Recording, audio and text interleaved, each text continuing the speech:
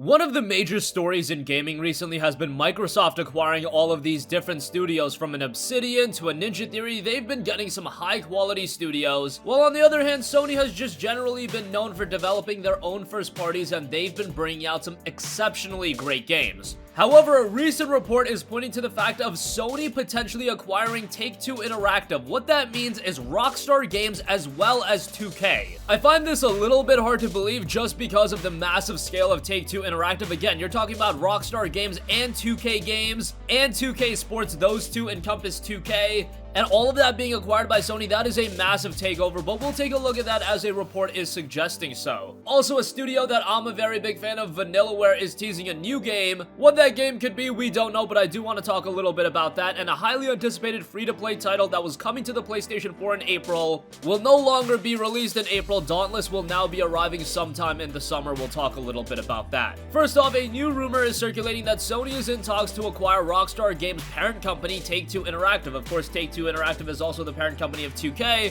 and today MarketWatch revealed that Take-Two Interactive's stock has climbed 4.7% after rumors that Sony Interactive is in board-level discussions to acquire the company in a mostly cash deal. Nothing else is said, so just take it as rumor for now, but this has piqued investor interest, and that's why the stock is going up. A 4.7% increase is a pretty sizable increase, but man, this is absolutely massive if this comes to fruition. Microsoft has acquired some great studios, Obsidian, Ninja Theory, and those are reasonable acquisitions. However, to acquire a Rockstar Games, do you know how expensive Rockstar Games are to produce? They are incredibly expensive, and then you talk about the 2K offerings as well, 2K Games as well as 2K Sports. That is a massive takeover, and if a takeover like this happened, I would say next generation is already closed and done. If you have all the Rockstar games and you have all the 2K games exclusive to your platform, I'm sorry, at that point you have to get a PlayStation device or whatever platform those games can be played on, because you're talking about Grand Theft Auto 6, you're talking about a potential new Red Dead at some point. I know that's a long ways out, but just talking about the future. And then 2K has some incredible games as well. You're talking about games like Borderlands, you're talking about all the 2K Sports titles, Mafia. Could you imagine if all of those games were suddenly exclusive? If you strip away all of the Rockstar games and all of the 2K games this generation, and let's just say in a hypothetical world, all of those games were PlayStation 4 exclusives, well, then this generation would be wrapped up. It would be a landslide victory for the PS4. I know the PS4 is winning pretty hard,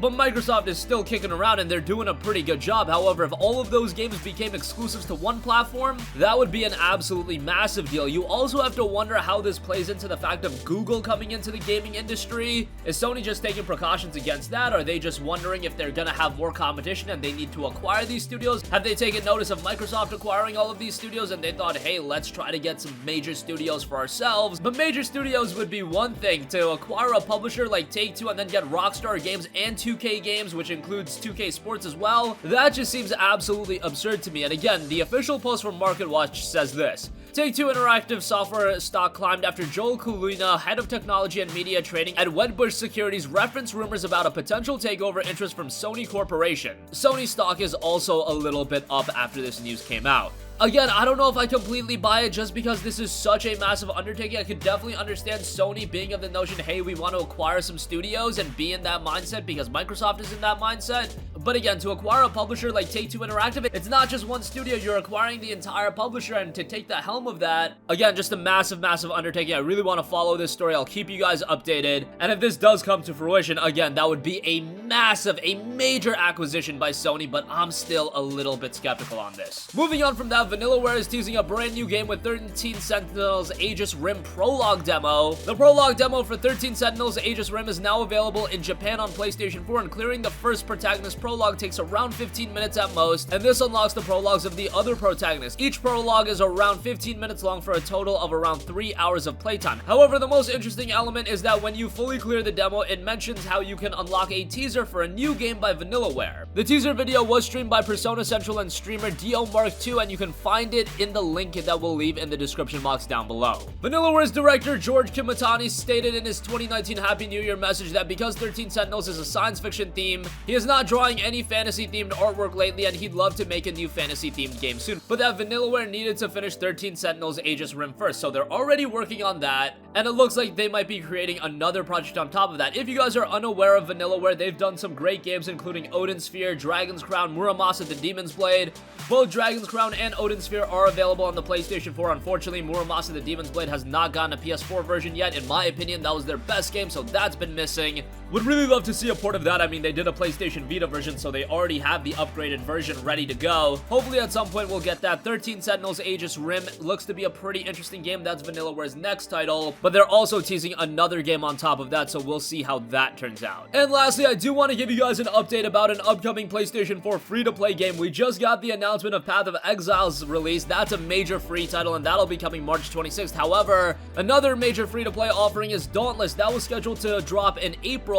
However, that has been delayed until summer of 2019. Dauntless is a game that had quite a bit of anticipation heading into its release for a while. However, then Monster Hunter World got announced and everybody kind of forgot about Dauntless, which was super unfortunate because the game itself being a free-to-play title, it looked like it had a lot of potential and you can play it on PC, and it's been received pretty well. Unfortunately, Monster Hunter World has just been an incredible experience that if you do want that Monster Hunting style of experience, Monster Hunter World is just going to be the game that you're going to get. Dauntless itself takes place in a fantasy setting. A cataclysmic event has torn the world apart, releasing monster-like creatures known as the behemoths that prey on the surviving humans. You take on the role of slayers to take down behemoths, collecting loot that they use to craft and upgrade weapons and equipment as to take down larger and more powerful behemoths. While hunting, the game plays as a third-person action game. The player uses a combo system to attack the creature while monitoring their own health and stamina gauge. Hunts can take around 20 minutes and the game can be played both as single player or cooperatively with up to 4 people. This is a game that Phoenix Labs, the development studio, has stayed super committed to. Even with Monster Hunter World being announced, it was very unfortunate timing for them because Dauntless was in development for a very long time. Then MH World got announced and a lot of people started calling Dauntless a Monster Hunter World ripoff, where that wasn't the case at all. Monster Hunter World wasn't even announced at that point. Again, for a lot of people, free-to-play games is something you don't even want to check out. However, I really appreciate that the PlayStation 4 has a diverse roster of free-to-play offerings. Again, Path of Exile is dropping March 26th. We have games like Warframe. We have the Battle Royale titles like Apex Legends and Fortnite. The free games on the PlayStation Store, they're sizable, they're quality, at least for a lot of them. And with a lot of them, you don't even have to invest any real-world money, and Dauntless is going to be another pretty interesting experience. Unfortunate that we won't be able to play it in April, but it will be arriving this year sometime in the summer.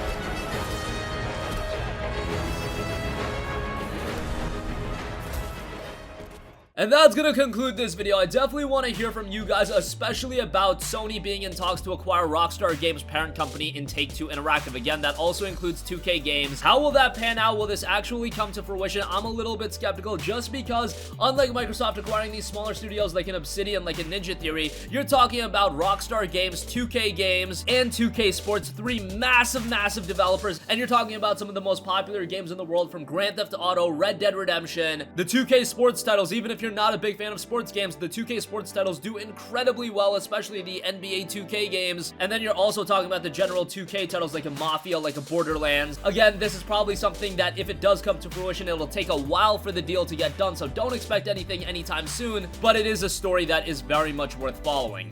Again, Vanillaware is teasing a new game with the 13 Sentinels Aegis Rim prologue demo. It'll be interesting to see what that game is and if that'll come stateside. Hopefully it will, as most Vanillaware titles do come over here to the States. And unfortunately, Dauntless on the PlayStation 4, a free-to-play title that was scheduled to come next month. It won't be arriving until this summer, but hopefully when it does drop, gamers give it a chance and don't just see it as a Monster Hunter knockoff. I hope for the best out of Dauntless, and hopefully with this additional time, that just gets them to iron out all of the issues before the summer 2019 drop. That's gonna conclude this video. Make sure you sound off with all of your thoughts in the comment section down below. Thank you for watching, and goodbye. Hey guys, we hope you enjoyed the video, and if you did, make sure to hit the subscribe button, and if you're already subscribed, do us a favor and hit the bell icon. This way you'll be notified whenever we post a new video. That's the best way to keep up with all of our uploads, and we usually try to upload 2 videos a day. And with the bell icon hit, you'll be notified whenever we do upload a video. As always, thanks for watching.